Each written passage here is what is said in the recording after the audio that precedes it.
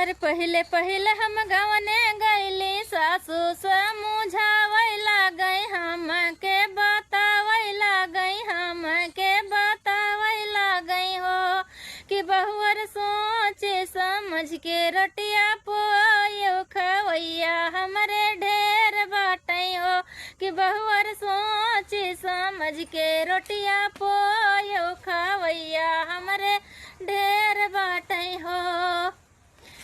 अरे घोंघली भर चाउर दिहली सुतु ही भर दाल दिहली बबुरे के पत पिसान दिहली इमली के पत पे नमक दिहली हो बहुअर सोचे समझ के रोटिया पोयो खवैया हमरे ढेर बाटै हो।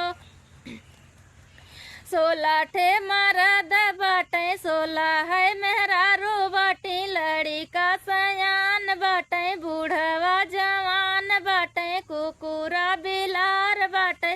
दुआरा पे हरवाह बाटै ननदी कलेवा तोप दिहु हो बहुअर सोचे समझ के रोटिया पोयो खवैया हमरे ढेर बाटै हो।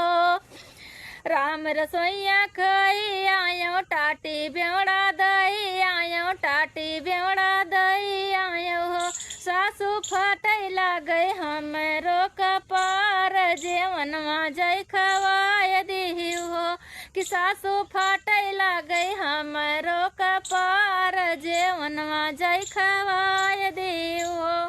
इतनी बचन जब सासू सुनली बाहर भीतर आवे लागी लुग्गा धोती छिटकै लागी लोटा थाली पटकै लागी हो बेटा कहाँ से लाया नगना चानी तो आऊ तै जवाब करई हो।